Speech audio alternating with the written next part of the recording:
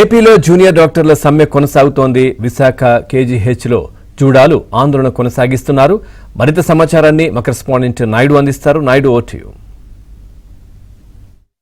ప్రభుత్వంతో జూడాలు జరిపినటువంటి చర్చలు విఫలం కావడంతో జూడాలు ఈ రోజు నుంచి కూడా ఆందోళన మరింత ఉధృతం చేశారు. ఇప్పుడు ఇంతవరకు కూడా ఎమర్జెన్సీ సేవలన్నిటికీ కూడా జూడాలు హాజరయ్యేవారు.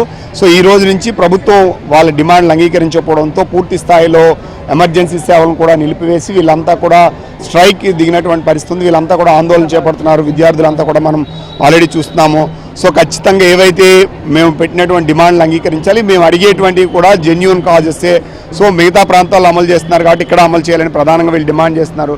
సో మీ డిమాండ్స్ ఏంటి ప్రధానంగా? సో ప్రధానంగా మీ డిమాండ్స్ ఏంటి?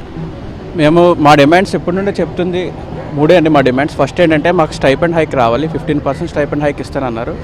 అది మా ఈ ఇయర్ 2026లో జనవరి నుండి ఇవ్వాలి. బట్ మేము ఎన్ని రిప్రజెంటేషన్స్ ఇచ్చినా, ఎన్ని లెటర్స్ ఇచ్చినా గవర్నమెంట్ సైడ్ నుండి అయితే ఏ రెస్పాన్స్ రాలేదు. సో మేము స్ట్రైక్ అయితే దిగాం. ఈరోజు డేట్ ఆఫ్ స్ట్రైక్. ఇప్పటిదాకా మేమైతే ఎమర్జెన్సీ ఆపలేదు. ఈరోజు ఇప్పటికీ గవర్నమెంట్ మా డిమాండ్స్కి ఇంకా ఏమీ ఒప్పుకోలేదు కాబట్టి ఈ రోజు నుండి ఎమర్జెన్సీ అయితే బాయ్కాట్ చేస్తాం. అది మా ఫస్ట్ డిమాండ్. మా సెకండ్ డిమాండ్ ఏంటంటే ఇంకోటి రిటైర్మెంట్ ఏజ్ అనేది యాక్చువల్లీ పెంచేశారనమాట. దానివల్ల ఏమవుతుందంటే ఎవరైతే కొత్తగా జాయిన్ అయ్యారో యంగ్ జనరేషన్ వాళ్ళకి ఆపర్చునిటీస్ అయితే తక్కువైపోతున్నాయి. ఇంకోటి ఏంటంటే ఎంఎస్సీ చేసి మైక్రోబయాలజీ అలాంటి డిపార్ట్మెంట్స్లో వాళ్ళే ప్రొఫెసర్స్ కింద, అసిస్టెంట్స్ కింద అలాట్ చేస్తుంది గవర్నమెంట్. కాబట్టి దానివల్ల ఏంటంటే చాలామంది ఎంబీబీఎస్ 5 years చదివి 3 years పీజీ చేసి మళ్ళీ 1 year సీనియర్ రెసిడెన్సీ చేసిన వాళ్ళకి ఆపర్చునిటీస్ అయితే తగ్గిపోతున్నాయి. సో ఇవి మా డిమాండ్స్ అనమాట. ఈరోజు దాదాపు ఎంతమంది మీ స్టూడెంట్స్ ఇందులో పూర్తిస్థాయిలో పార్టిసిపేట్ చేస్తున్నారు? ఎంతవరకు విధులకి ఇబ్బంది ఎలాంటి?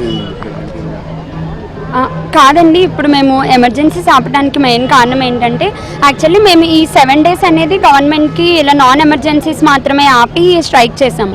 కానీ గవర్నమెంట్ ఇప్పటికీ ఏం రెస్పాండ్ అవ్వని కారణంగా మేము ఈ రోజు నుంచి ఎమర్జెన్సీస్ అనే ఆపేస్తున్నాం అనమాట.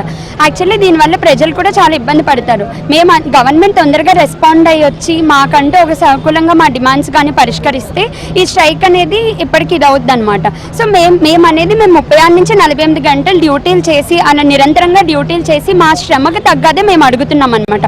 ఆల్రెడీ పాస్ అయిన జీవో ఆల్రెడీ 6 months నుంచి కంటిన్యూస్గా మేము లెటర్స్ ద్వారా, మెయిల్స్ ద్వారా గవర్నమెంట్కి అనేది మా ఇది అనేది పంపిస్తున్నాం. కానీ గవర్నమెంట్ సైడ్ నుంచి మాకు ఎటువంటి రెస్పాన్స్ లేదు. సో అందుకోసం అనేది స్ట్రైక్ దిగామన్నమాట. సో ఇంతమంది పీజీలు, ఇంతమంది జూనియర్ డాక్టర్స్ అందరూ కలిపి ఒకే మాట మీద ఉండి స్ట్రైక్ అనేది దిగుతున్నాం అనమాట. సో గవర్నమెంట్ తొందరగా వచ్చి మా డిమాండ్స్ నెరవేర్చాలని కోరుకుంటున్నాం. సో చూడొచ్చు, డాక్టర్లంతా కూడా ఈ రోజు నుంచి ఎమర్జెన్సీ సేవలన్నీ కూడా నిలిపివేశారు. ఇప్పుడు ప్రస్తుతం మా వలన ఎవరైతే రోగులకు ఇబ్బంది కలుగుతుంది, కానీ ప్రభుత్వంకి సుమారుగా 7 రోజుల పాటు మేము సమయం ఇచ్చాం. సో చర్చలు జరిపాం. ప్రభుత్వం నుంచి సరైన సమాధానం రాక సో చర్చలు విఫలం కావడంతో మేము ఈ రోజు నుంచి పూర్తి స్థాయిలో ఎమర్జెన్సీస్ కూడా నిలిపివేసి ఆందోళన కొనసాగిస్తున్నాం. ఇప్పటికైనా సో ఏవైతే ప్రధానంగా 3 డిమాండ్లు పెట్టారో, ఏదైతే ఎంఎస్సీ వాళ్ళని ఫ్యాకల్టీగా తీసుకున్నారో వాళ్ళు నిలుపుదల చేయాలి. అలాగే మరోవైపు ఏదైతే వైద్యులు పనిచేస్తున్నారో వాళ్ళ వయసు పరిమితి కూడా పెంచారు 65కి, అది తగ్గించాలి. అలాగే వీళ్ళు న్యాయపరంగా అడుగుతున్నటువంటి స్టే ఫండ్ కూడా పెంచాలని చెప్పి 3 డిమాండ్లతో చేస్తున్నారు. వీటిని పరిష్కరించే వరకు కూడా ఆందోళన కొనసాగిస్తాం. సో ఈ రోజు నుంచి ఎమర్జెన్సీకి కూడా హాజరు కాం కాబట్టి రోగులు వీళ్ళు ఇబ్బందులు పడతారు. ప్రభుత్వం స్పందించి వెంటనే నిర్ణయం తీసుకోవాలని చెప్పి వీళ్ళంతా కూడా డిమాండ్ చేస్తున్నటువంటి పరిస్థితి కనిపిస్తుంది. విడుదల రాజశేఖర్ నాయుడు, విశాఖపట్నం కేజీహెచ్ నుండి.